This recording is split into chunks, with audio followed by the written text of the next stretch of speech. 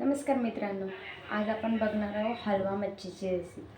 तुम्हाला आवडलं तर नक्की लाईक करा आणि माझ्या चॅनलला सबस्क्राईब करायला विसरू नका। मी तुम्हाला अशा भरपूर साऱ्या नवनवीन रेसिपीज दाखवणार आहे।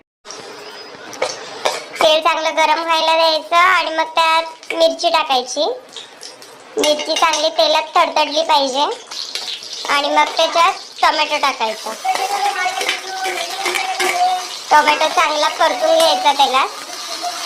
टोमॅटो पूर्ण मॉइश्चराइज झाला पाहिजे, पूर्ण त्याची ग्रेव्ही झाली पाहिजे। आता आपले घरगुती मसाले टाकायचे आहेत। मीठ टाकायचं टमाट्यावर, म्हणजे टमाटा पटकन शिजतो। मीठ टाकलेलं आहे माझ्या मम्मीने आता। त्यानंतर मालवणी मसाला 3 चमचे तिखट असतो, 3 चमचे। त्याच्यानंतर काश्मीरी पावडर 2 चमचे। त्याच्यानंतर हळद टाकायची 1 चमचा। 1 चमचा गरम मसाला।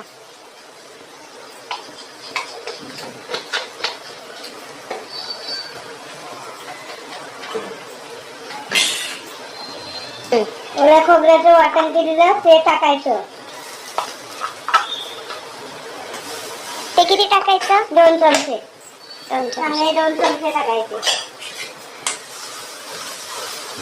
त्यानंतर एक जीव करायचा सर्व मसाल्यांचा, एकदम चांगले खरपूस भाजला पाहिजे ओला मसाला तेलामध्ये।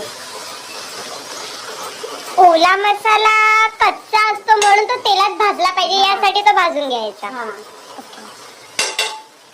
त्याच्यानंतर टाकायचं सुकं वाटप टाकायचं। हे आमच्या कोकणातला सुकं वाटप आहे। सुक्या खोबऱ्याचं, लसूण कांदा सगळं भाजून घेतलेलं आहे या वाटपाला। त्याची रेसिपी पण मित्रांनो मी तुम्हाला नंतर देईन। कोकणी स्पेशल मसाला हा तुम्ही 8 दिवस 15 दिवसाचा एकत्र वाटून ठेवू शकता, त्याच्याने जेवणाला उत्तम चव येते। मसाले सगळे एक जीव करायचे असे।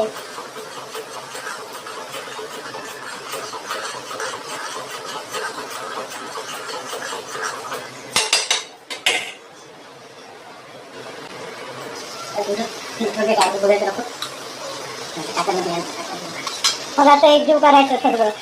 तेलात चांगले भाजून घ्यायचे मसाले।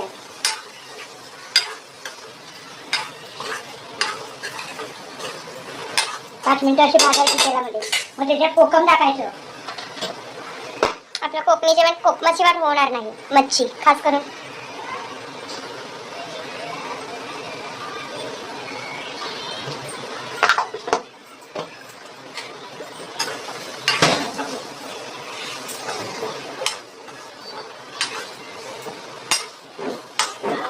त्यानंतर पाणी ओतायचं त्याच्यामध्ये।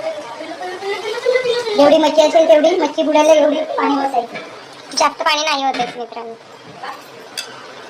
मग अशी मस्तपैकी तरी येते वरती मच्छीची, एकदम मस्त दिसायला पण लाल भडक एकदम तरीची मच्छी। ही मच्छी सुकी बनवणार आहे मी, त्यामुळे पाणी कमी ठेवलेलं आहे। खूप छान अशी तरी आलेली आहे मित्रांनो। माझ्या तोंडाला तर आतापासूनच पाणी सुटलेलं आहे।